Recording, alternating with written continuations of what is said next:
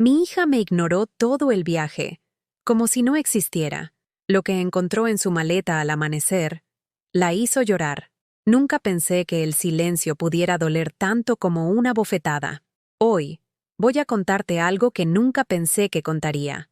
Y si tú, por un segundo, sientes que esto te parece familiar, solo te pido que dejes un like y te suscribas. Me ayudará a seguir desahogándome. El Mercedes-Benz plateado brillaba bajo el sol matutino de Madrid, como una promesa de lujo que yo nunca había podido permitirme. Mi hija Jimena ajustaba el espejo retrovisor, con esa precisión meticulosa que había heredado de su padre, el mismo hombre que había acumulado una vasta fortuna invirtiendo en el mercado de Azores durante los años dorados de la construcción española. Sus manos, ahora adornadas con un reloj Cartier, que costaba más que mi pensión de 6 meses, se movían con la seguridad de quien nunca había conocido la escasez. «Mamá, ponte el cinturón, vamos tarde», me dijo sin voltear a mirarme, su voz cortante como el cristal roto. Yo estaba sentada en la tercera fila del vehículo, entre las maletas de piel italiana y las bolsas de regalos navideños envueltos en papel dorado, como un paquete más, como algo que había que transportar pero que no merecía comodidad ni consideración. Mi espalda, cargada con los 73 años de lavar ropa ajena, limpiar casas ajenas y criar hijos ingratos, protestaba contra el asiento duro y estrecho. El motor ronroneó suavemente mientras salíamos de la ciudad hacia la costa mediterránea, donde habían alquilado una villa en Marbella para pasar las fiestas navideñas. Una casa que costaba por semana lo que yo cobraba en todo un año. Daniel, mi yerno, manejaba con una mano mientras con la otra revisaba mensajes en su teléfono último modelo. Sus negocios de criptomonedas y bitcoins no podían esperar, ni siquiera durante las vacaciones familiares. «Cariño, ¿viste que subió el oro otra vez?», le comentó a Jimena, su voz llena de esa satisfacción que solo conocen quienes ven crecer sus dividendos mientras otros luchan por pagar el pan. «Nuestro patrimonio líquido va a cerrar el año por encima de los 5 millones de euros». Jimena sonrió con esa expresión de triunfo que había perfeccionado desde que se casó con dinero, desde que descubrió que era más fácil conseguir fortuna casándose con ella que trabajando para crearla. «¿Escuchaste eso, mamá?», me gritó desde el asiento delantero, como si fuera sorda además de invisible. «Daniel está pensando en comprar más acciones de tecnología. Es un genio para los negocios». Yo asentí en silencio, apretando en mi regazo el bolso de piel sintética que había comprado en el Mercado de Maravillas hace 5 años, cuando aún tenía trabajo como señora de limpieza en las oficinas del centro. Recordé las mañanas en que me levantaba a las 5 para llegar puntual, los dedos agrietados por los productos químicos, las rodillas hinchadas por fregar suelos durante 10 horas seguidas, todo para que ella pudiera estudiar en la universidad privada, para que pudiera vestirse bien, para que nunca sintiera la humillación de ser pobre. Los niños, mis 3 nietos, estaban absortos en sus tablets, auriculares en los oídos, completamente desconectados del mundo real. Mateo, de 12 años, jugaba algún videojuego violento. Sofía, de 10, veía videos de niñas ricas presumiendo sus vidas perfectas en redes sociales. Y el pequeño Alejandro, de apenas 8 años, miraba dibujos animados con zombies que gritaban y se devoraban entre ellos. Intenté acercarme a Sofía, mi nieta del medio, la que siempre había sido más cariñosa conmigo. «Sofía, cariño, ¿qué estás viendo?», le pregunté suavemente, tocando su brazo con ternura. Ella me miró con fastidio, como si hubiera interrumpido algo muy importante. «Nada que te interese, abuela. Son cosas de mi generación». Antes de que pudiera responder, la voz de Jimena cortó el aire como un cuchillo. «Mamá, por favor, no molestes a los niños. Están relajándose. No entienden tus historias antiguas de cuando eras joven. Es otro mundo». Las palabras se clavaron en mi pecho como espinas. Historias antiguas. Como si mi vida, mis recuerdos, mis experiencias, fueran reliquias polvorientas de un museo que nadie quería visitar. Como si los años en los que crié a mis hijos sola, trabajando de sol a sol para que no les faltara nada, fueran cuentos aburridos que mejor se olvidaban. Me recosté contra el respaldo y cerré los ojos, fingiendo dormir. Pero por dentro, algo comenzaba a desmoronarse, como esas casas viejas del barrio que derriban sin avisar, sin importar los recuerdos que guardan entre sus paredes. El viaje continuó durante 3 horas.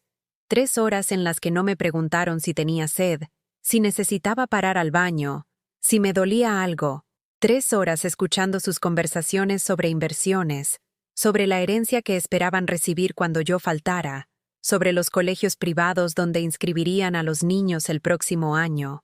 «Cuando la casa de mamá se venda», dijo Jimena, creyendo que yo dormía, «podremos comprarnos el apartamento en primera línea de playa que vimos el mes pasado. Son 300 metros cuadrados con vistas al mar». «¿Y dónde se irá a vivir tu madre?», preguntó Daniel sin bajar la voz. «Hay residencias muy buenas. Con lo que nos sobre de la venta, podemos pagarle una habitación individual en una de esas que tienen jardín. Una residencia. Como un mueble viejo que ya no combina con la decoración nueva. Como algo que hay que guardar en un depósito porque ya no sirve pero da pena tirarlo». Abrí los ojos y miré por la ventanilla el paisaje que corría veloz, como mi vida, como mis años, como las oportunidades de ser amada que se escapaban una tras otra sin que pudiera detenerlas. Los olivares centenarios se extendían hasta el horizonte, sus ramas retorcidas por el tiempo pero aún fuertes, aún dando fruto. Yo también había sido así una vez, fuerte, generosa, siempre dando.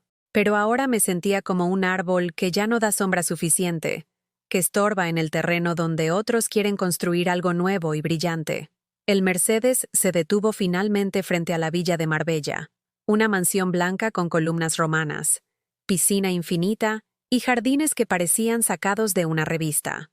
La clase de lugar donde yo había trabajado limpiando durante años, pero siempre desde la puerta de servicio, nunca como invitada. Daniel bajó las maletas mientras Jimena se estiraba y se acomodaba el pelo rubio que le costaba mantener cada mes más que mi renta. Los niños corrieron hacia la casa sin volverse a mirarme ni una sola vez. Y yo, como siempre, fui la última en bajar del coche, la última en importar. «Mamá, tu habitación está en la planta de abajo, al fondo», me informó Jimena mientras revisaba su teléfono. «Así estarás más cómoda y tranquila. Nosotros estaremos arriba, en la suite principal. Tranquila, la palabra que usan para decir aislada, para decir fuera de nuestro camino. La habitación que me asignaron estaba junto a la lavandería, donde el ruido de la lavadora industrial resonaba contra las paredes como un tambor constante. El olor a detergente y lejía me recordó a mis años trabajando en casa de la señora Mendoza, una mujer rica que me pagaba 300 euros al mes por limpiar su mansión de 5 plantas. Entonces no sabía que mi propia hija algún día me trataría peor que aquella patrona despiadada. Deshice mi pequeña maleta de tela sobre la cama individual que crujía con cada movimiento. Mis 3 vestidos colgados en el armario parecían perdidos en ese espacio diseñado para guardar ropa de marca. Saqué la foto de Jimena cuando tenía 5 años, la única que conservaba de cuando aún me abrazaba sin pedirme nada a cambio. Sus ojitos brillaban de felicidad mientras me besaba la mejilla en el Parque del Retiro. Esa niña había desaparecido para siempre. Mientras acomodaba mis pastillas para la presión en la mesita de noche, escuché las risas de todos arriba. Sus voces se mezclaban en una sinfonía de alegría de la que yo estaba excluida, como si hubieran decidido que mi presencia apagaba su felicidad. Me senté en el borde de la cama y cerré los ojos, permitiendo que los recuerdos fluyeran como una película en blanco y negro. Recordé la noche en que Jimena tenía fiebre de 40 grados y ningún hospital público tenía camas disponibles. Vendí mi anillo de boda, el único oro que poseía, para pagar la clínica privada donde la salvaron. 500 euros que representaban 2 meses de comida para mí, pero que entregué sin dudar porque era mi hija, mi sangre, mi responsabilidad. Recordé los años en que trabajaba doble turno los fines de semana para pagarle las clases particulares de inglés, porque ella soñaba con estudiar en el extranjero. Yo llegaba a casa con los pies hinchados y las manos destrozadas, pero sonreía cuando ella me contaba que había sacado la mejor nota de la clase. Su éxito era mi éxito. Su futuro era el propósito de mi vida. También recordé cuando se casó con Daniel. Gasté mis ahorros de toda la vida, 12,000 euros que había juntado moneda por moneda durante 20 años, para pagarle el vestido de novia que ella quería, un diseño de encaje francés que costaba más que mi salario anual. Ese día ella brilló como una princesa, mientras yo me quedé en segundo plano, vestida con un traje prestado de mi vecina, invisible en las fotos pero orgullosa de haber hecho posible su felicidad. Cuando nacieron los nietos, dejé mi trabajo fijo para cuidarlos sin cobrar un euro. Durante 5 años fui su niñera gratuita, cocinera, enfermera y profesora particular. Mientras Jimena y Daniel construían su imperio de bienes raíces y criptomonedas, yo cambiaba pañales, preparaba biberones y cantaba canciones de cuna hasta quedarme afónica. «Mamá, eres un tesoro», me decía entonces. «No sé qué haríamos sin ti». Pero cuando los niños empezaron el colegio y ya no me necesitaban tanto, esa gratitud se evaporó como el agua en el desierto. De repente, mis consejos se volvieron sermones. Mis cariños, agobios, mi experiencia, anticuada ignorancia. Un golpe suave en la puerta me sacó de mis pensamientos. Era Sofía, mi nieta, con su pelo castaño recogido en coletas y una expresión tímida que me recordó a su madre de pequeña. «Abuela, ¿puedo entrar?» «Claro, mi amor. Ven acá». Se sentó a mi lado en la cama, y por un momento creí que habíamos recuperado la conexión perdida. Pero cuando abrió la boca, mi corazón se encogió. «Abuela, mamá me dijo que te preguntara si puedes prestarle dinero para las vacaciones de verano. Quiere llevarnos a Nueva York, pero dice que este año los gastos han sido muchos». Los gastos. Como si mantener su nivel de vida fuera mi responsabilidad. Como si mis 700 euros de pensión pudieran competir con los miles de euros que manejaban cada mes. «¿Cuánto necesita?», pregunté, aunque ya sabía que no tenía nada que dar. 5,000 euros. Dice que te los devuelve cuando vendan tu casa. 5,000 euros. Mi pensión completa durante más de 7 meses. El dinero que necesitaba para mis medicinas, para la comida, para los gastos básicos de supervivencia. Y lo pedía a través de una niña de 10 años, como si usar a sus propios hijos para manipularme fuera lo más natural del mundo. «Sofía, mi amor, dile a tu mamá que la abuela no tiene ese dinero». La cara de la niña cambió inmediatamente. La dulzura se transformó en frialdad, como si hubiera aprendido de memoria esa transición. «Mamá dice que si no nos ayudas es porque no nos quieres de verdad. Dice que las abuelas que aman a sus nietos siempre encuentran la manera de ayudar». Cada palabra era una puñalada envenenada. Jimena había entrenado a su propia hija para ser su cómplice en el chantaje emocional. Había convertido el amor en una transacción comercial, donde mi valor se medía únicamente por mi capacidad de financiar sus caprichos. «Anda, vete a jugar con tus hermanos», le dije, acariciando su mejilla con una ternura que ya no sentía correspondida. Cuando Sofía se fue, me quedé sola con el peso de una verdad que había estado negando durante años. Para mi familia, yo ya no era una persona. Era un cajero automático con patas, una fuente de recursos que debía funcionar cuando la necesitaran y desaparecer cuando estorbara. Esa noche, durante la cena en la terraza con vista al mar, nadie me dirigió la palabra directamente. Hablaban por encima de mí, a través de mí, como si fuera un fantasma sentado en la mesa.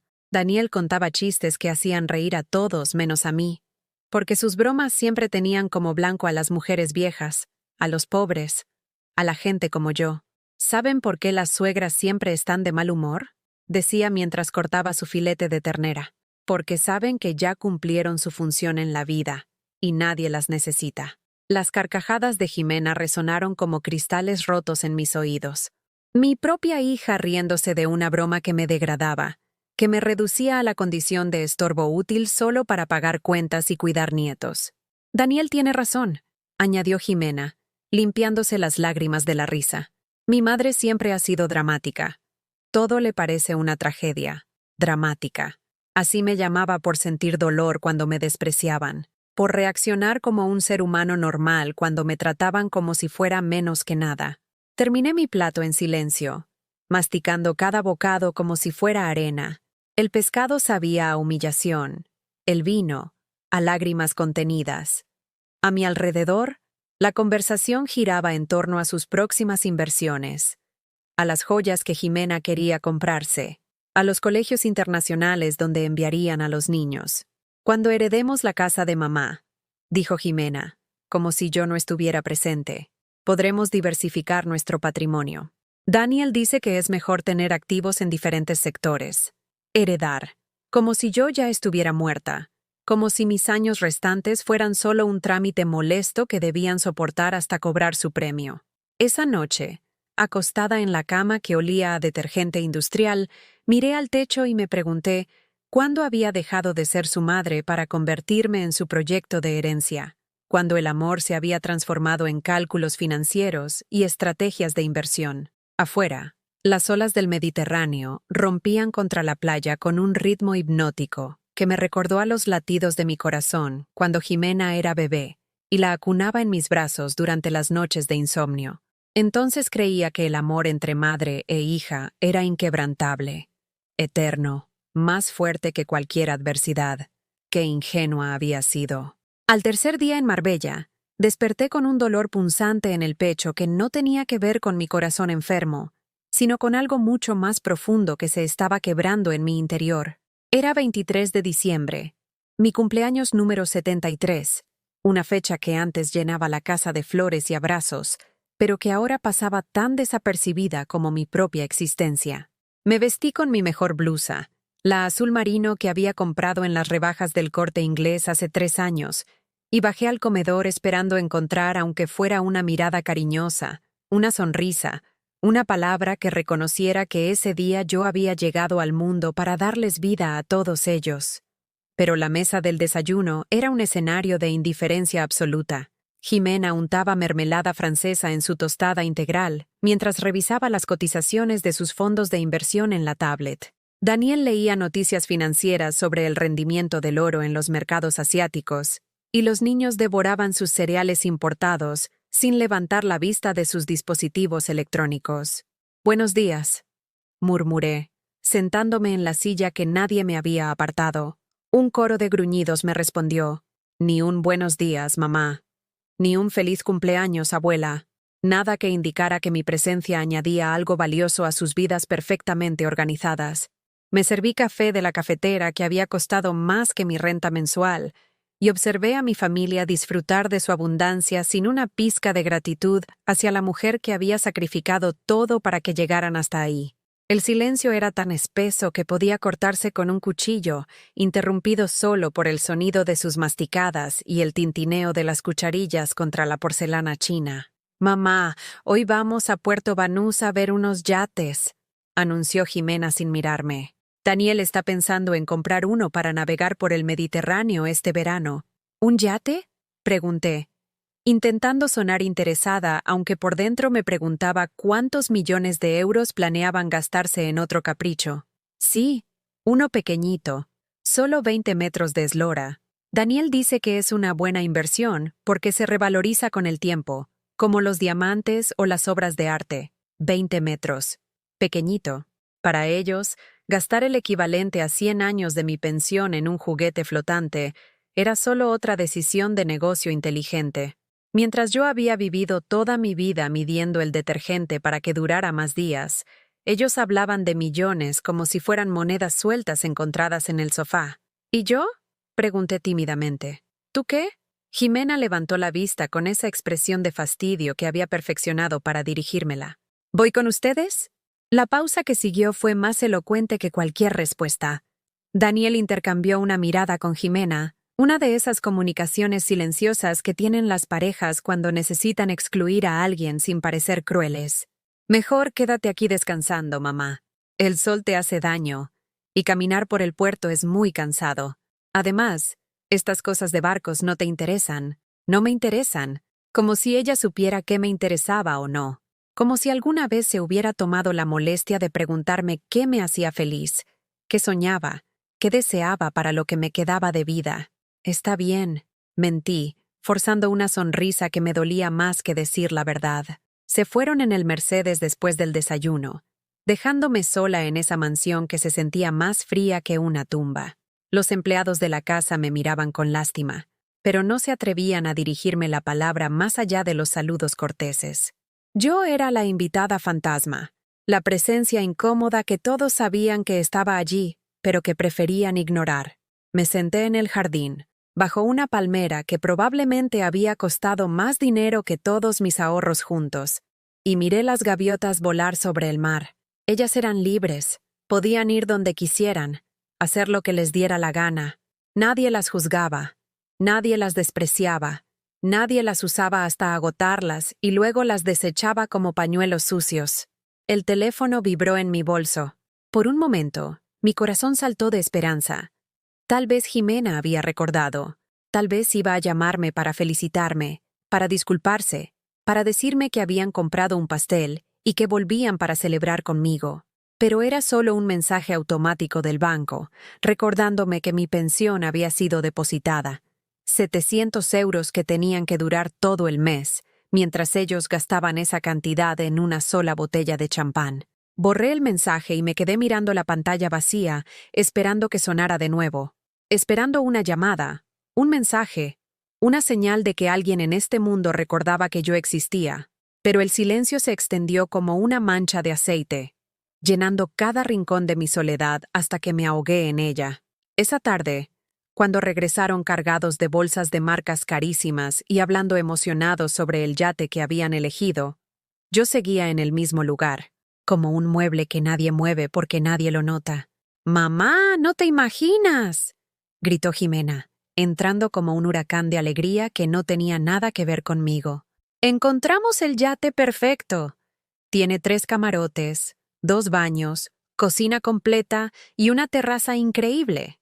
Daniel ya firmó la señal. ¿Cuánto cuesta?», pregunté, aunque sabía que la respuesta me iba a doler. 2,5 millones. Pero es una ganga, porque el dueño anterior lo vendía urgente. Necesitaba liquidez para otros negocios. 2,5 millones de euros.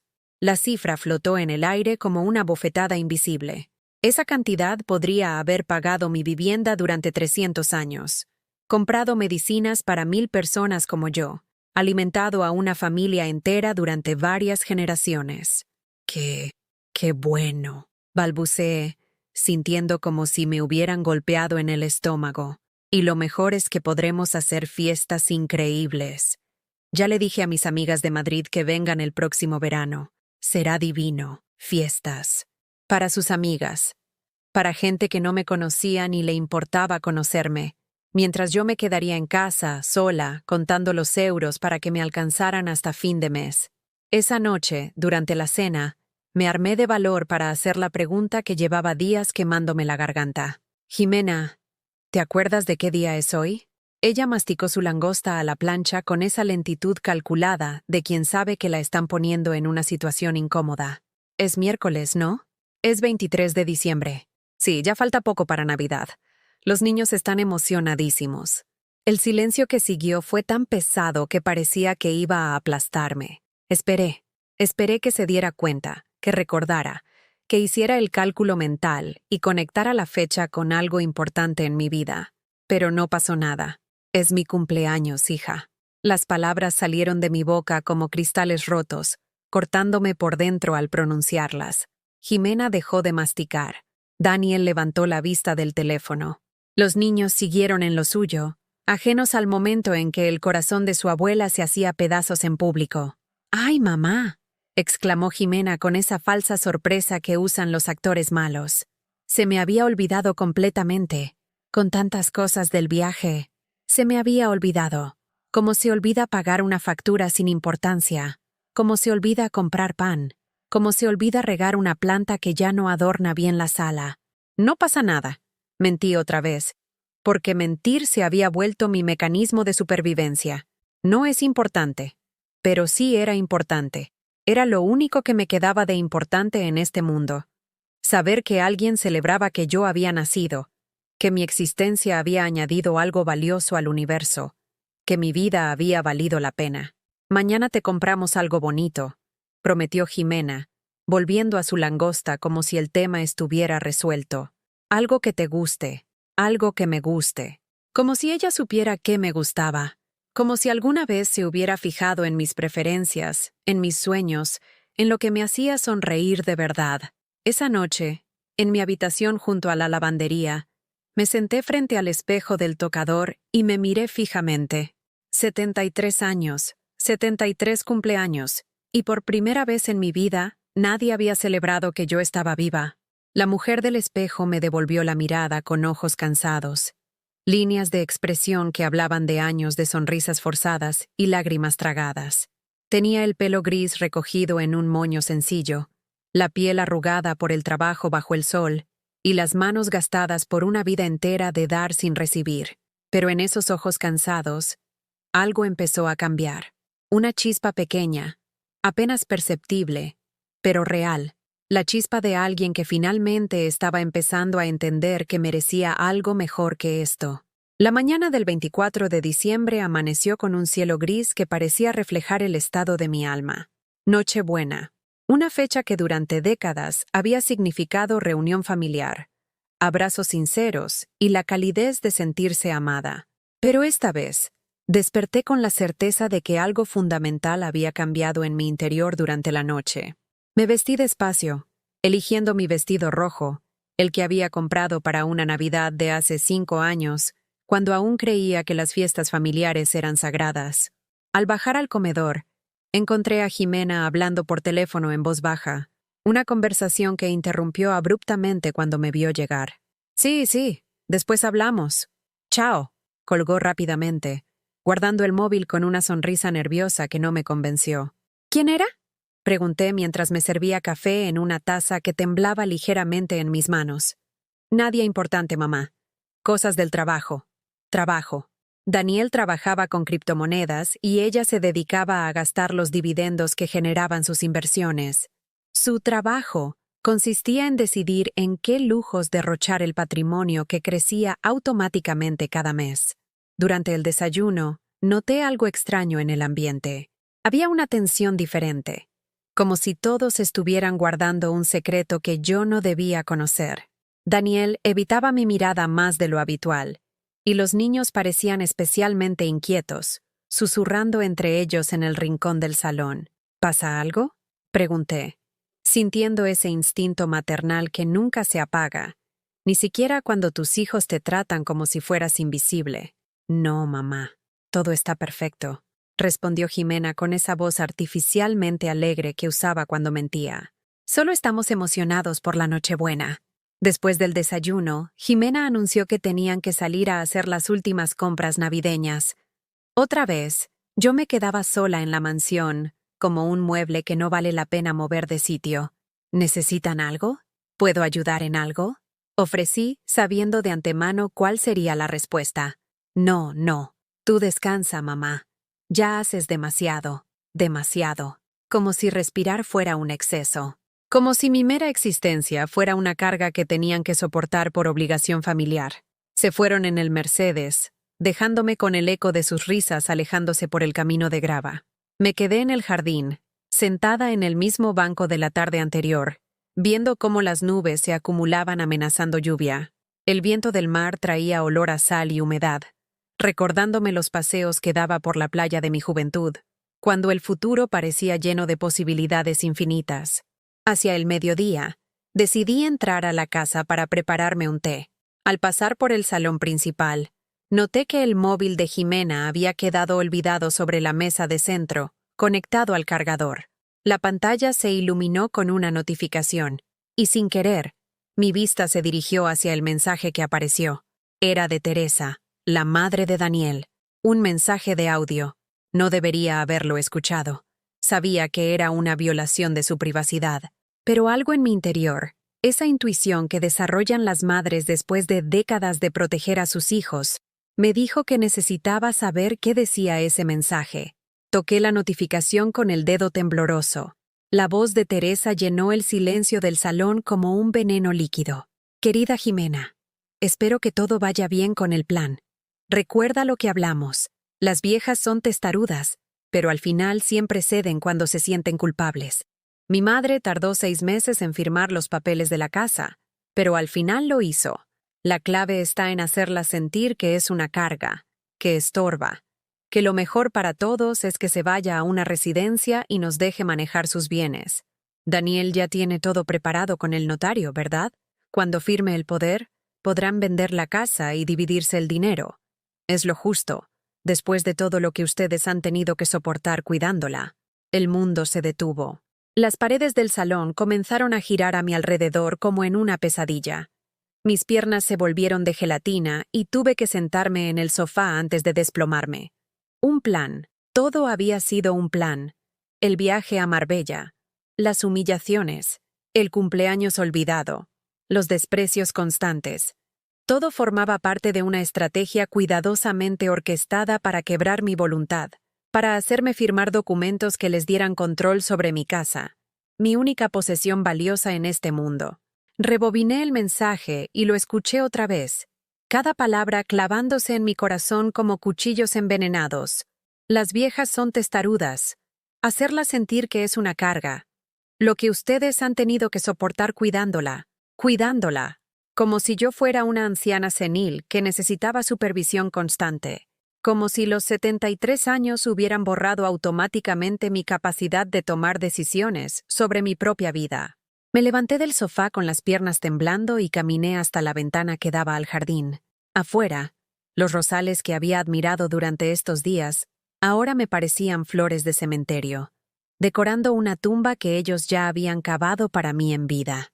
Mi casa, la casa donde había criado a Jimena, donde habíamos celebrado sus cumpleaños, donde había llorado cuando su padre nos abandonó, donde había trabajado durante años cosiendo ropa ajena para pagar sus estudios universitarios.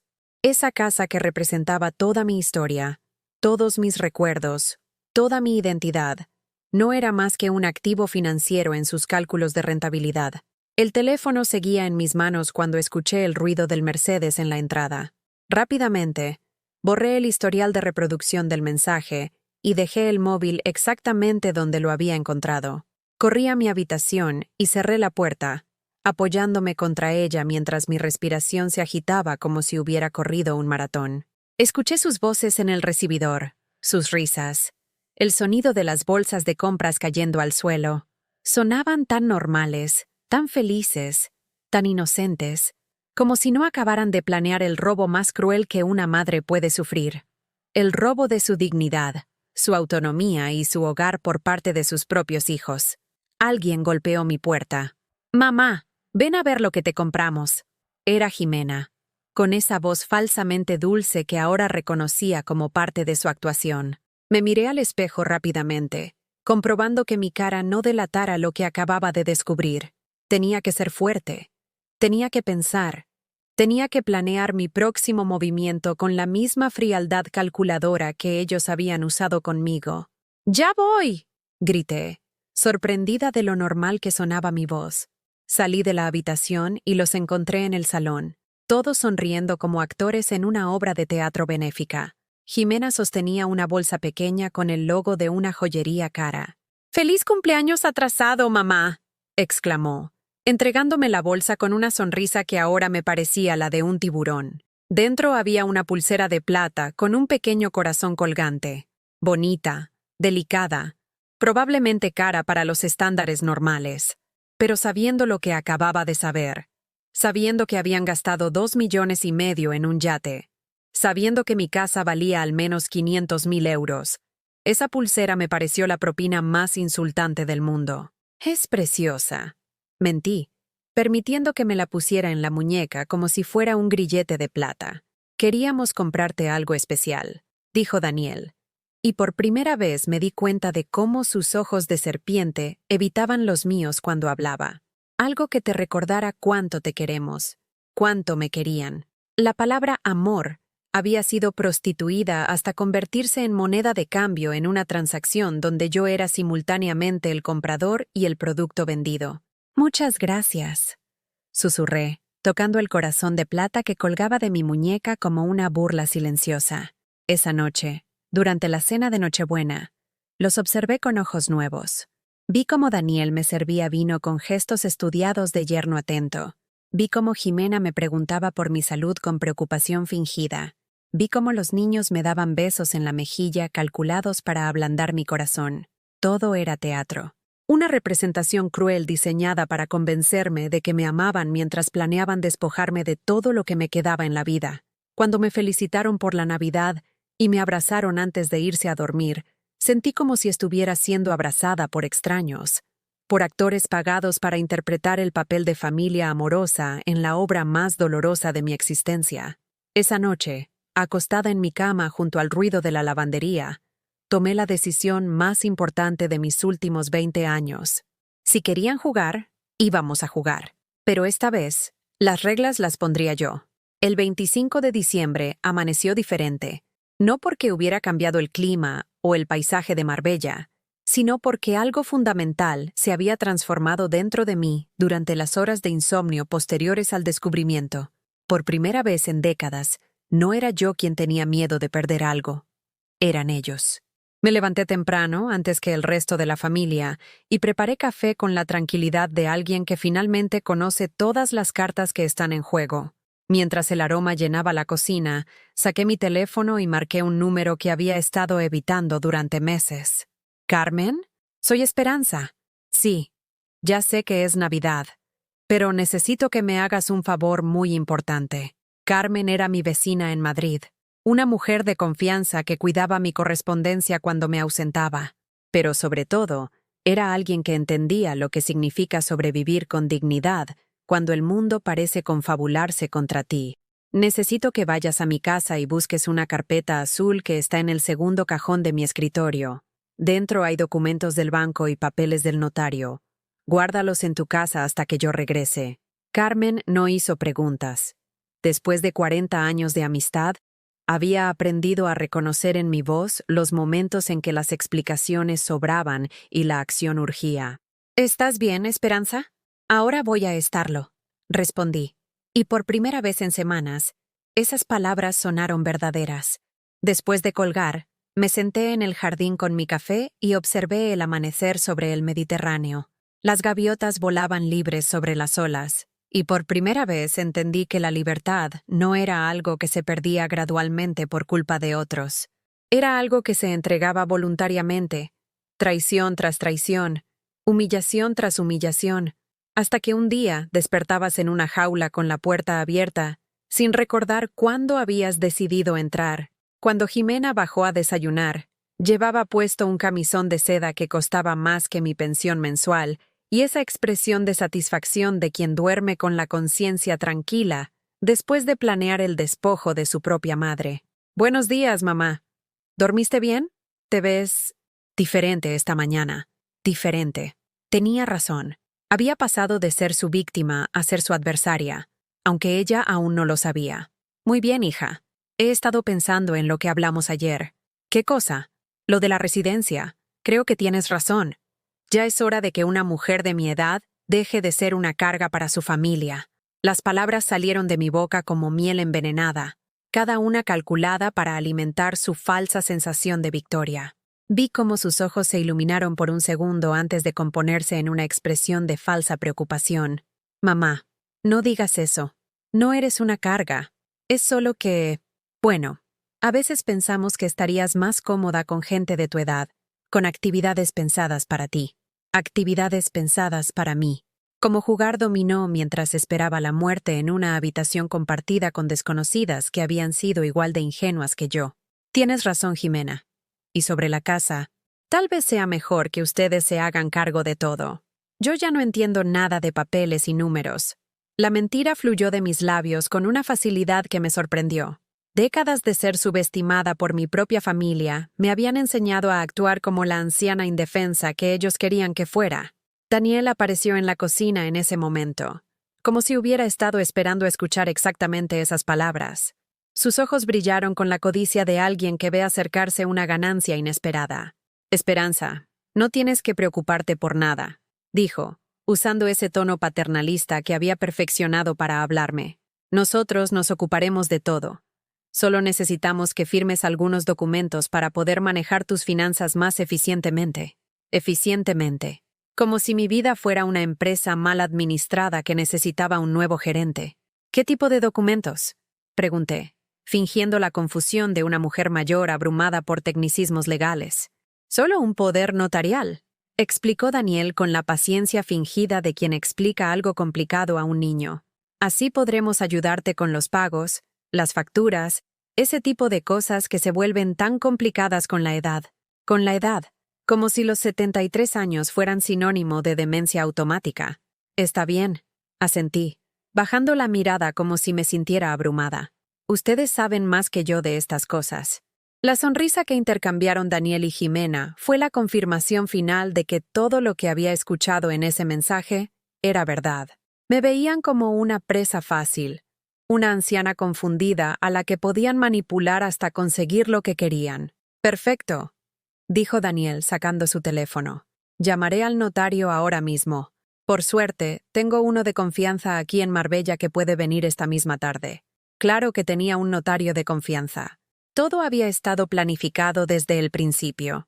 Probablemente llevaban meses preparando los documentos, calculando el valor de mi casa, dividiendo mentalmente el botín antes de que yo hubiera firmado un solo papel. Hay solo una cosa, dije, levantando la vista con una expresión de preocupación genuina. ¿Qué cosa, mamá? Es que ayer hablé con Carmen, mi vecina, y me dijo que había visto a unos hombres merodeando por mi casa, gente extraña preguntando por mí. Me da miedo que cuando se sepa que la casa está vacía. Era mentira, por supuesto, pero vi cómo Daniel y Jimena se ponían tensos. La posibilidad de que algo interfiriera con sus planes les causaba una ansiedad visible. ¿Qué tipo de hombres?, preguntó Daniel, su voz perdiendo esa calma artificial. No sé, parecían investigadores o del banco. Carmen dijo que preguntaban por documentos, por si yo tenía deudas o algo así. La cara de Daniel palideció ligeramente. Un hombre que había construido su fortuna en los márgenes grises de las criptomonedas sabía que cualquier investigación podía traer problemas inesperados. Seguramente no es nada importante, dijo Jimena, pero su voz sonaba menos segura. Tienes razón, asentí. Pero tal vez sería mejor esperar un poco antes de firmar papeles. No vaya a ser que haya algún problema legal que yo no entienda. Vi cómo se miraron entre ellos, una comunicación silenciosa cargada de frustración. Su plan perfecto acababa de encontrar una grieta inesperada. No te preocupes por eso, Esperanza, insistió Daniel. Nosotros podemos manejar cualquier problema que surja. Es mejor hacer los trámites cuanto antes. Pero yo ya había plantado la semilla de la duda, y como toda semilla regada con ansiedad, crecería hasta convertirse en paranoia. Esa tarde, cuando llegó el notario, un hombre mayor con un maletín de piel que parecía contener todos los instrumentos legales necesarios para despojar ancianas, yo ya tenía preparada mi siguiente jugada. Disculpen, dije, interrumpiendo las explicaciones técnicas sobre poderes notariales y transferencias de propiedades. Pero necesito usar el baño. Me levanté lentamente, con esa fragilidad exagerada que había visto en las residencias de ancianos, y salí del salón. Pero en lugar de ir al baño, subí silenciosamente a la habitación de Jimena y Daniel. Encontré lo que buscaba en la mesita de noche de él, una carpeta con documentos legales, todos preparados con anticipación, todos esperando solo mi firma para convertir mi patrimonio en su botín. Saqué mi teléfono y fotografié cada página, cada cláusula, cada detalle del saqueo que habían planificado. Después volví al salón, donde me esperaban con impaciencia mal disimulada. Lo siento, a mi edad todo toma más tiempo. Me disculpé con una sonrisa inocente. No hay problema, mintió el notario. ¿Podemos continuar? En realidad, dije, sentándome lentamente. He estado pensando, y creo que es mejor que consulte con mi propio abogado antes de firmar nada. Es una decisión muy importante. El silencio que siguió fue tan tenso que podría haberse cortado con un cuchillo. Daniel apretó los puños sobre la mesa. Jimena fingió una sonrisa que no llegaba a sus ojos. El notario cerró su maletín con un clic que sonó como una sentencia pospuesta. Por supuesto, dijo Daniel entre dientes. Es tu derecho. Pero en sus ojos vi algo que me hizo sonreír por dentro. Por primera vez en años, era yo quien tenía el control. Esa noche, cuando todos se fueron a dormir creyendo que habían perdido una batalla pero no la guerra, Yo me quedé despierta planificando mi próximo movimiento. Había pasado décadas siendo la anciana servicial que decía sí a todo. Era hora de descubrir qué pasaba cuando empezaba a decir no. Los siguientes 2 días en Marbella fueron como vivir en una obra de teatro, donde todos conocían su papel, excepto el público. Jimena y Daniel mantenían sus máscaras de hijos amorosos, pero había una tensión nueva en el aire, una urgencia mal disimulada en sus miradas y una impaciencia creciente en sus voces cada vez que yo posponía cualquier decisión relacionada con papeles o firmas. Durante el desayuno del 27 de diciembre, Daniel no pudo contenerse más. Esperanza, he estado pensando en lo que dijiste sobre esos hombres extraños cerca de tu casa. ¿No crees que sería mejor resolver el tema de los documentos cuanto antes? Por tu seguridad, digo. Por mi seguridad. Como si firmar un poder notarial fuera un chaleco antibalas contra delincuentes imaginarios. Puede ser, respondí, removiendo mi café con la lentitud de alguien que tiene todo el tiempo del mundo. Pero sabes, Daniel, a mi edad ya no me apresuro por nada. He aprendido que las decisiones importantes necesitan tiempo para madurar. Vi cómo su mandíbula se tensaba. Un hombre acostumbrado a mover millones de euros en criptomonedas con un clic no entendía por qué una anciana con 73 años no podía firmar unos papeles sin tanto drama. «Mamá, no es tan complicado», intervino Jimena, su voz adquiriendo ese tono condescendiente que usaba cuando su paciencia se agotaba. «Son solo formalidades, papeles para que nosotros podamos ayudarte mejor». «Ya sé, hija, pero ayer hablé por teléfono con mi doctora en Madrid y me dijo algo interesante». Mentía, por supuesto.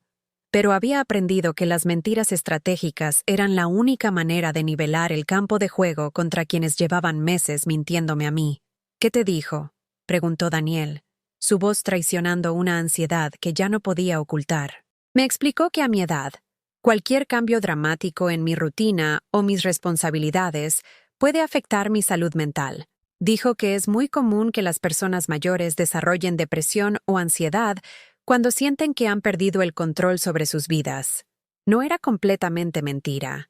Había leído algo similar en una revista mientras esperaba en el consultorio médico el mes anterior, pero la manera en que lo presenté hizo que sonara como un diagnóstico oficial. «¡Qué tonterías!», murmuró Jimena. Pero Daniel le lanzó una mirada de advertencia. «¿Y qué sugiere la doctora?», preguntó él, fingiendo preocupación médica, cuando en realidad temía obstáculos legales. «Que vaya despacio. Que tome cualquier decisión importante solo cuando me sienta completamente segura y tranquila. Y ahora mismo, con toda esta historia de los extraños y los documentos, no me siento nada tranquila». El silencio que siguió fue delicioso. Los vi intercambiar miradas de frustración, como jugadores de póker que se dan cuenta de que su adversario tiene mejores cartas de las que habían calculado. Esa tarde, mientras ellos salían supuestamente a dar un paseo por la playa, yo aproveché para hacer una llamada crucial. «¿Carlos? Soy Esperanza Morales». «Sí, la señora Morales del 34 de la calle Alcalá. Necesito que vengas a mi casa mañana mismo». Carlos era mi cerrajero de confianza. Un hombre honesto que durante años había reparado las cerraduras de mi casa sin hacer preguntas innecesarias. «Necesito que cambies todas las cerraduras. Todas. Y que solo yo tenga las llaves». No tuve que explicar por qué. Carlos pertenecía a esa generación de trabajadores que entendía que a veces las familias no eran lo que parecían desde afuera. «¿Para cuándo lo necesita, señora?» «Para pasado mañana, cuando yo regrese de viaje». Y Carlos, es importante que nadie más sepa de esto. ¿Entiendes? Entiendo perfectamente. No se preocupe. Cuando colgué, sentí una liberación extraña.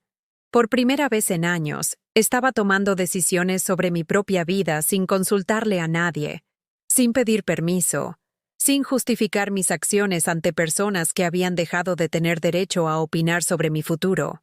Esa noche, durante la cena, decidí lanzar mi segunda bomba. «He estado pensando mucho estos días», anuncié, cortando un trozo de pescado con la misma tranquilidad con que estaba cortando sus planes. «Y creo que tienen razón sobre la residencia». Los ojos de Jimena se iluminaron como los de un niño en Navidad. Daniel se inclinó hacia adelante. súbitamente interesado en cada palabra que salía de mi boca. ¿En serio, mamá? Sí, pero he decidido que quiero elegir yo misma dónde vivir. He oído hablar de una residencia muy buena en Santander, cerca del mar. Me gusta la idea de despertar viendo el océano. ¿Santander? Daniel frunció el ceño. ¿No es un poco lejos? Lejos de ellos. Lejos de su control. Lejos de su capacidad de manipularme diariamente. Para mí no hay nada lejos a mi edad, respondí. Y además, quiero vender la casa yo misma, a mi ritmo, sin prisas. Vi cómo la cara de Daniel se descompuso ligeramente. Su plan requería que yo firmara el poder notarial para poder manejar la venta según sus términos y cronogramas. Mamá, no entiendes lo complicado que es vender una propiedad, intervino Jimena. Hay tantos papeles, tantas gestiones. Por eso he decidido contratar a un agente inmobiliario independiente. Carmen me recomendó uno muy bueno que trabaja en el barrio desde hace años. Otra mentira estratégica, pero necesaria para mantenerlos alejados del proceso. ¿No sería mejor que nosotros nos ocupáramos? Insistió Daniel.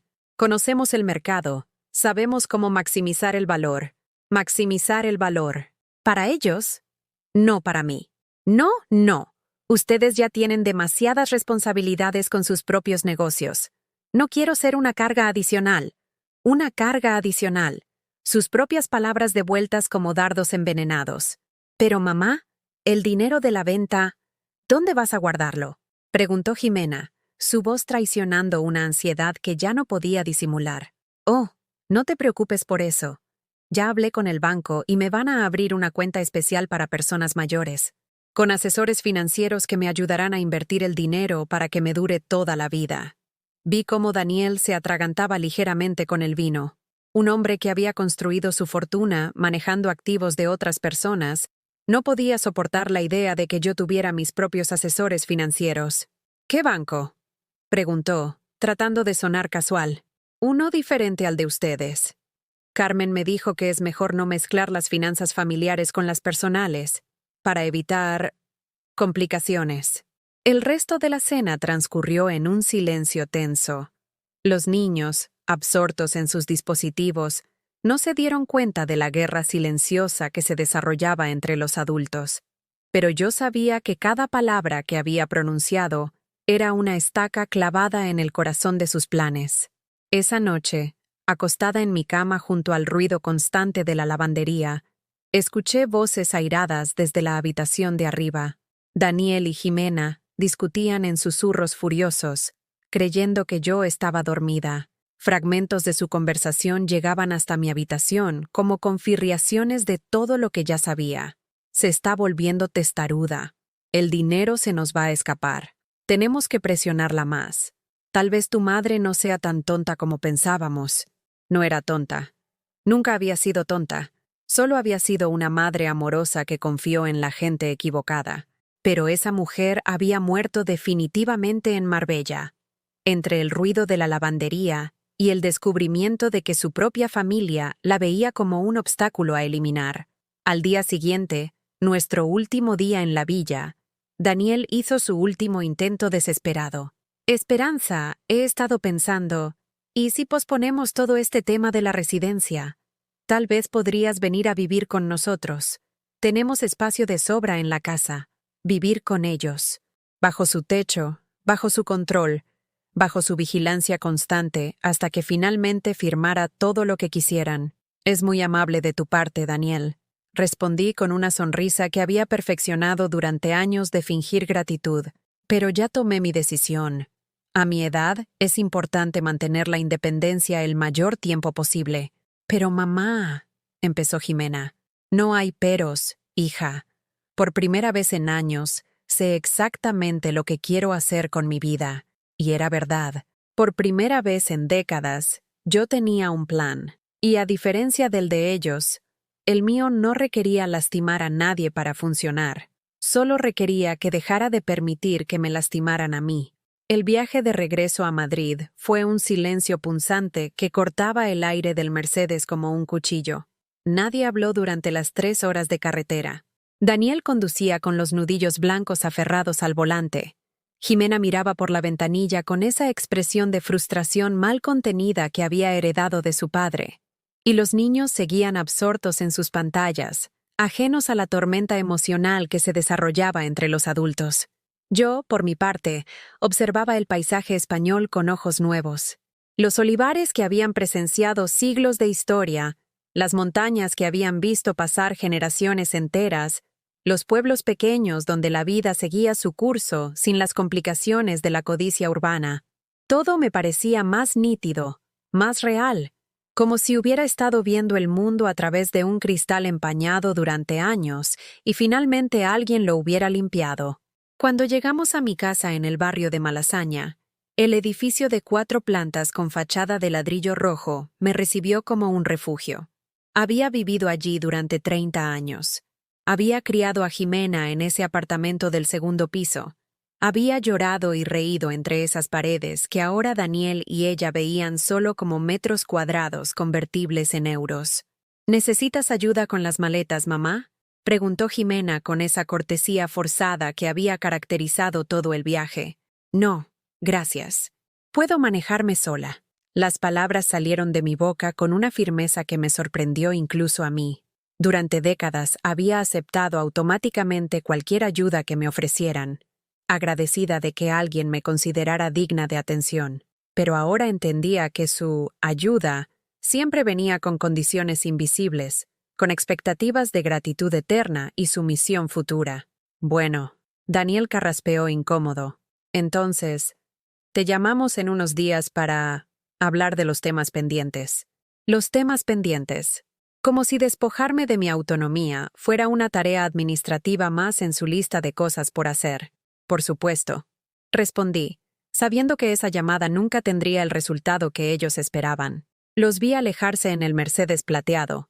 Y por primera vez en años, su partida no me causó tristeza. Sentí alivio. Sentí libertad. Subí lentamente las escaleras hasta mi apartamento, cada peldaño resonando como un paso hacia mi nueva vida. Cuando abrí la puerta con la llave que Carlos cambiaría al día siguiente, el olor familiar de mi hogar me envolvió como un abrazo. No era una casa grande ni lujosa, pero era mía, completamente mía. El teléfono sonó al día siguiente, temprano en la mañana. Era Jimena, con esa voz falsamente preocupada que había perfeccionado durante el viaje. Mamá, ¿cómo amaneciste? ¿Todo bien en la casa? Todo perfecto, hija. Ayer dormí mejor que en semanas. Me alegro. Oye, Daniel y yo estuvimos hablando y pensamos que tal vez podrías venir a comer el domingo, para continuar la conversación sobre tu futuro, mi futuro, como si fuera algo que se decidiera en comité, como si mis 73 años no me hubieran dado derecho a opinar sobre mis propios años restantes. Este domingo no puedo, Jimena. Tengo planes. ¿Planes? ¿Qué planes? La sorpresa genuina en su voz me reveló hasta qué punto me habían catalogado como una mujer sin vida propia, sin intereses, sin nada que hacer más allá de esperar sus llamadas y sus visitas. Voy a ver apartamentos. ¿Apartamentos? Pero mamá, pensé que habías decidido lo de la residencia en Santander. Cambié de opinión. Decidí que prefiero un apartamento más pequeño aquí en Madrid, algo más manejable, pero que siga siendo mío. El silencio del otro lado de la línea fue tan largo que por un momento pensé que se había cortado la comunicación. Mamá, ¿estás segura de que esa es una buena idea? Un apartamento nuevo significa gastos, mudanza, documentos. No te preocupes por eso. Ya contacté a una agente inmobiliaria muy recomendada. Se llama Patricia Ruiz. Tiene una oficina en Chueca y se especializa en ayudar a personas mayores que quieren cambiar de vivienda sin complicaciones. Otra mentira, pero necesaria. La verdad era que había decidido quedarme exactamente donde estaba, en mi casa de toda la vida, pero quería que ellos creyeran que estaba en proceso de mudanza. Era una manera de mantenerlos ansiosos e inciertos mientras yo organizaba mi nueva realidad. ¿Y el dinero para el apartamento nuevo? Ahí estaba. La pregunta que realmente les importaba. No mi comodidad, no mi felicidad, no mi bienestar. El dinero. Oh, no voy a usar el dinero de la venta de esta casa para eso. Patricia me explicó que hay programas gubernamentales para personas mayores, créditos especiales, subsidios. Es increíble todo lo que existe y que yo no sabía. En realidad, sí existían esos programas. Los había investigado durante una de mis noches de insomnio en Marbella, navegando en Internet desde mi teléfono mientras ellos creían que dormía, pero no los necesitaba. Solo quería que Daniel, con toda su experiencia en finanzas, se preocupara por variables que no podía controlar. Mamá, no creo que esos programas sean tan... Jimena, tengo que colgar. Patricia viene en una hora para llevarme a ver el primer apartamento. Colgué antes de que pudiera responder, algo que nunca había hecho en mi vida. Siempre había sido yo quien esperaba a que otros terminaran sus conversaciones, quien se adaptaba a sus horarios, quien posponía sus necesidades por las de los demás. Pero esa mujer había muerto en Marbella. Esa tarde salí de casa por primera vez en meses sin un destino específico relacionado con responsabilidades familiares. Caminé por las calles de mi barrio como una turista en su propia vida, descubriendo cafeterías que habían abierto mientras yo estaba demasiado ocupada cuidando a otros para cuidarme a mí misma. Me senté en una terraza pequeña frente al mercado de San Ildefonso y pedí un café con leche y un trozo de tarta de manzana. La camarera, una chica joven con el pelo teñido de rosa, me sonrió con genuina calidez. ¿Estás celebrando algo especial?, me preguntó al traer la orden. Sí, respondí sin dudar. Estoy celebrando que por fin aprendí a decir que no. Ella se rió, creyendo que era una broma. Pero yo hablaba completamente en serio. Mientras comía mi tarta, observé a las personas que pasaban por la calle. Madres jóvenes empujando cochecitos, abuelos jugando con nietos en el parque cercano, parejas de ancianos caminando tomados de la mano, todos viviendo sus vidas sin pedir permiso, sin justificar sus decisiones, sin entregar su autonomía a cambio de migajas de afecto. Esa noche llamé a Carmen, mi vecina de confianza, y le conté una versión editada de lo que había descubierto durante las vacaciones. No me sorprende nada, Esperanza, me dijo con esa honestidad brutal que solo pueden permitirse las amigas de toda la vida. Yo hace tiempo que noto cómo te tratan, como si fueras una empleada doméstica en lugar de su madre. ¿Por qué nunca me dijiste nada? Porque no habrías querido escucharlo. Cuando una madre está ciega de amor por sus hijos, no ve lo que otros ven claramente. Tenía razón. Durante años, Carmen y otras amigas probablemente habían sido testigos silenciosos de mi transformación gradual de madre respetada a empleada no remunerada. ¿Qué vas a hacer ahora?, me preguntó.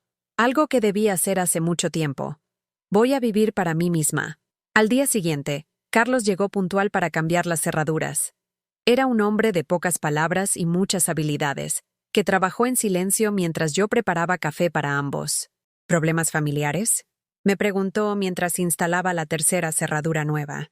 Digamos que algunos miembros de mi familia confundieron mi generosidad con debilidad. Pasa mucho, asintió, probando el mecanismo. Mi propia madre tuvo que hacer lo mismo con uno de mis hermanos. A veces la familia puede ser más peligrosa que los extraños. Cuando terminó, me entregó 3 juegos de llaves. Solo 3 juegos. Para mis manos únicamente. Si alguien viene preguntando por llaves extra, usted no me conoce, ¿de acuerdo? De acuerdo. Esa tarde, por primera vez en años, me fui de compras. No al supermercado para abastecer la despensa familiar, no a buscar regalos para cumpleaños de nietos, no a comprar medicina para dolencias que nadie más tomaba en serio. Fui a comprarme ropa. Entré a una boutique pequeña en la calle Fuencarral, donde nunca me había atrevido a entrar, porque sus precios parecían prohibitivos para alguien que siempre había puesto las necesidades de otros antes que las propias. La dependienta, una mujer elegante de mi edad, me recibió sin la condescendencia que esperaba. ¿Busca algo especial? Busco ropa que me haga sentir como la mujer que soy, no como la mujer que otros necesitan que sea. Entendió inmediatamente. Durante la siguiente hora, me ayudó a elegir 3 vestidos, 2 blusas y un abrigo que me quedaban bien, no porque fueran prácticos o apropiados para mi edad, sino porque me hacían sentir hermosa. Al salir de la tienda con mis bolsas, me crucé con mi reflejo en un escaparate y no reconocí a la mujer que me miraba. Había algo diferente en mi postura, en mi expresión, en la manera en que ocupaba el espacio en la acera. Por primera vez en décadas, No estaba encorvada por el peso de las expectativas ajenas. Estaba erguida, libre y finalmente viva. 6 meses después, el apartamento que había sido mi hogar durante 3 décadas se había transformado en algo que nunca pensé que podría ser. Un santuario donde cada objeto existía porque yo lo había elegido, no porque alguien más lo necesitara o lo esperara de mí. Las paredes, que antes estaban llenas de fotos familiares donde yo siempre aparecía en segundo plano, sonriendo desde las esquinas mientras otros ocupaban el centro de la imagen, ahora mostraban cuadros que había comprado porque me transmitían paz, paisajes marinos que me recordaban la libertad, flores silvestres que celebraban la belleza sin propósito utilitario, retratos de mujeres fuertes pintados por artistas locales que vendían su obra en el rastro dominical. La cocina, que durante años había sido una fábrica de comidas para reuniones familiares donde nadie nunca preguntaba si a mí me gustaba lo que cocinaba, ahora almacenaba solo mis ingredientes favoritos. Té de jazmín en lugar de café amargo, galletas de mantequilla en lugar de cereales sin azúcar, queso manchego del bueno, vino tinto de Rioja, chocolate negro del que no tenía que compartir con nadie. El teléfono había dejado de ser un instrumento de tortura. Durante las primeras semanas después de Marbella, Jimena llamaba diariamente con esa insistencia nerviosa de alguien que siente que está perdiendo el control de una situación. Sus conversaciones seguían siempre el mismo patrón: preguntas aparentemente inocentes sobre mi salud, mis finanzas, mis planes, seguidas de sugerencias cada vez más directas sobre lo que debería hacer con mi vida. Pero yo había aprendido a manejar esas llamadas como una experta diplomática. Respondía con vaguedades corteses, posponía cualquier decisión importante y, cuando la conversación se volvía demasiado insistente, simplemente decía que tenía una cita médica o una visita de Carmen y colgaba. Gradualmente, las llamadas se fueron espaciando, de diarias a cada 2 días, luego semanales, finalmente a los domingos por obligación más que por genuino interés. Era como si mi negativa a ser la anciana dócil que esperaban hubiera hecho que perdiera su atractivo como objetivo. Una tarde de mayo, mientras regaba las plantas que había comenzado a cultivar en el pequeño balcón que daba a la calle, sonó el timbre. Al abrir, encontré a Sofía, mi nieta de 10 años, parada en el rellano con una expresión de curiosidad y algo de nerviosismo. «¿Abuela? ¿Puedo pasar?» La invité a entrar, sorprendida de verla sola. Durante todos estos meses, cualquier contacto con los nietos había sido estrictamente supervisado por Jimena, como si temiera que yo fuera a contaminarlos con ideas subversivas sobre la autonomía personal. «¿Cómo llegaste hasta aquí, mi amor?» «En metro. Mamá piensa que estoy en casa de mi amiga Laura, pero le dije que tenía que venir a verte». Sofía caminó por el apartamento con esos ojos observadores que tienen los niños, notando cambios que los adultos habrían pasado por alto. Se detuvo frente a un cuadro nuevo, una pintura de una mujer mayor bailando sola en una plaza vacía. «Está bonito aquí, abuela. Se siente diferente». «¿Diferente cómo?» «No sé. Como si fuera realmente tuyo. Antes siempre parecía que vivías en la casa de otra persona». La perspicacia de los niños puede ser devastadoramente precisa. Sofía había expresado en una frase lo que a mí me había tomado 73 años entender. «¿Por qué viniste, cariño?» Se sentó en el sofá nuevo, uno que había elegido por comodidad y no por lo que pudiera opinar la familia sobre su color o estilo. «Porque mamá y papá hablan de ti todo el tiempo, pero nunca dicen cosas buenas. Y yo te extraño. ¿Qué dicen de mí? Que te has vuelto rara, que no quieres ayuda, que eres egoísta porque no quieres compartir tu dinero con la familia». Egoísta. Por primera vez en mi vida, decidir qué hacer con mis propios recursos me convertía en egoísta a los ojos de quienes nunca habían compartido los suyos conmigo. ¿Tú qué opinas, Sofía? «Opino que tienes derecho a ser feliz, y que antes no parecías feliz cuando venías a nuestra casa. ¿Y ahora? Ahora pareces viva». Esa niña de 10 años había diagnosticado con precisión quirúrgica lo que había sucedido durante estos meses. No solo había recuperado mi autonomía financiera y emocional, había recuperado mi vida. Pasamos la tarde juntas, cocinando galletas y hablando de cosas que nada tenían que ver con dinero, responsabilidades o expectativas familiares. Le conté historias de cuando era joven, antes de convertirme en madre, cuando tenía sueños que no incluían sacrificar todo por otros. Ella me habló de sus planes para el futuro, de sus ganas de viajar, de su decisión de nunca depender económicamente de nadie. Abuela, ¿puedo venir a visitarte otras veces? Siempre que quieras, mi amor, pero será nuestro secreto hasta que seas mayor y puedas tomar tus propias decisiones sobre a quién visitar. Cuando se fue, me quedé sentada en mi sofá nuevo, rodeada del silencio que había aprendido a valorar como el lujo más grande de mi nueva vida. No era el silencio del abandono, sino el silencio de la paz. Esa noche recibí una llamada de Daniel. Su voz tenía esa tensión controlada de alguien que está intentando no perder los estribos. Esperanza, necesitamos hablar. ¿Podemos pasar mañana? ¿De qué quieren hablar? De tu situación. Jimena está preocupada porque no has avanzado nada con el tema de la residencia o la venta de la casa.